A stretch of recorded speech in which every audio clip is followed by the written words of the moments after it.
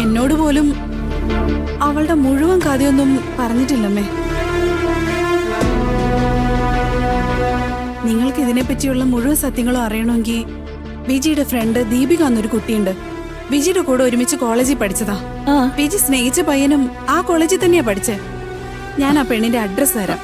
നിങ്ങൾ ആ പെണ്ണിനെ പോയി കണ്ടാ അവളുടെ അടുത്തുനിന്ന് എല്ലാ കാര്യവും അറിയാൻ പറ്റും. ശരി മോളെ.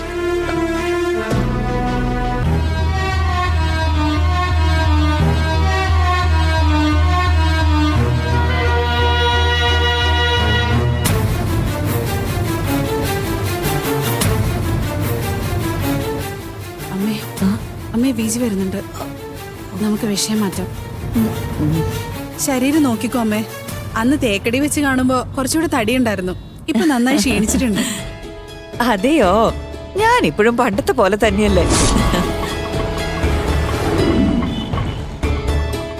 അമ്മേ അമ്മ പോയിക്കോളൂ. സെയിൽസ് ടൈം തുടങ്ങി. ആ രാക്ഷസി ലാവണ്യ എങ്ങാനും അമ്മ കണ്ട എല്ലാത്തിനും കൂടി എന്റെ അടുത്ത് വന്ന് ദേഷ്യപ്പെടും. അവര് വരുന്നതിന് മുമ്പ് അമ്മ ഇറങ്ങ.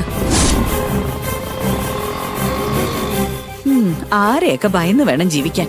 എന്നാ ഞാൻ ഇറങ്ങുവാ. വരട്ടെ മോളെ. ശരി അമ്മേ.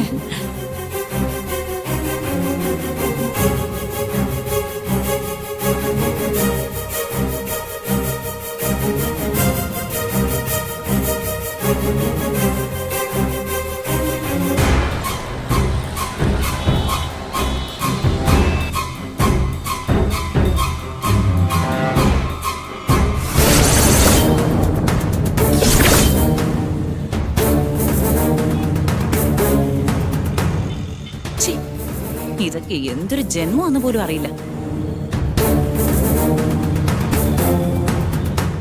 ഏയ് നിക്ക്. നിന്നോട് കുറച്ച് സംസാരിക്കണം. ഇത് കടയുടെ മുമ്പിലാ. ഇവിടെ നിന്ന് സംസാരിച്ച ചിലപ്പോ നീ നാറി പോവും. കുറച്ചെങ്ങോട്ട് മാറി നിക്കാം. വാ.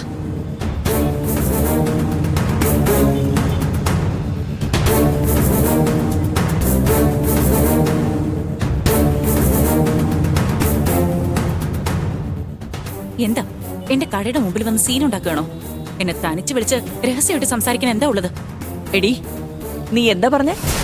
എന്ത് ജന്മാണെന്നല്ലേ? എന്താ അഹങ്കാര? ആരോടാടി നീ എന്ത് ജന്മാണെന്ന് ചോദിച്ചേ?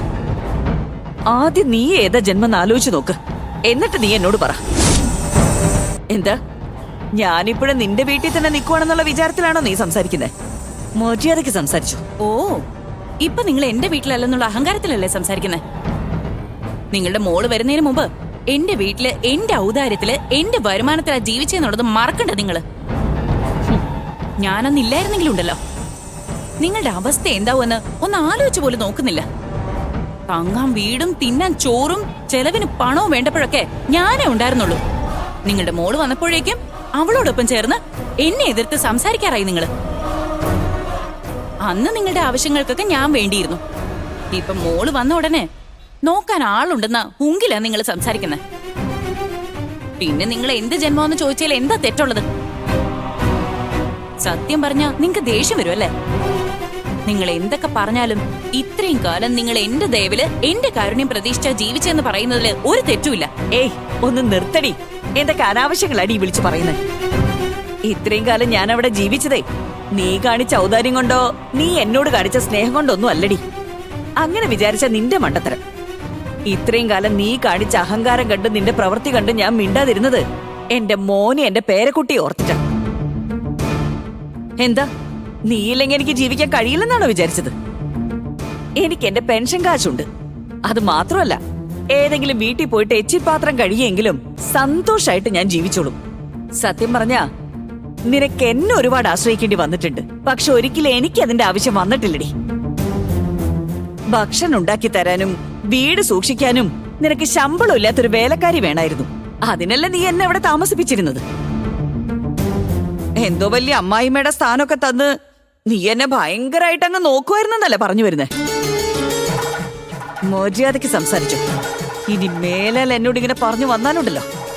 സംസാരിച്ച എന്ത് ചെയ്യും നിങ്ങള്? ഇപ്പൊ ഒരു പക്ഷെ നിങ്ങൾ എന്റെ വീട്ടിലില്ലായിരിക്കും. എന്നാ ഇപ്പൊ നിങ്ങൾ ഈ നിൽക്കുന്നത് ഞാൻ ജോലി ചെയ്യുന്ന കടയില. ഇവിടേക്ക് വന്ന ഞാൻ ഇങ്ങനെയൊക്കെ സംസാരിക്കും. ആദ്യം എന്റെ കൺമുമ്പിൽ നിൽക്കാതെ ഇറങ്ങി പോവാൻ നോക്ക്. ഹേയ്, എന്തുവാടി നീ ഇങ്ങനെ പട്ടിനാട്ടുന്ന പോലെ എന്നെ ആട്ടുന്നേ? ഞാൻ നിന്നെ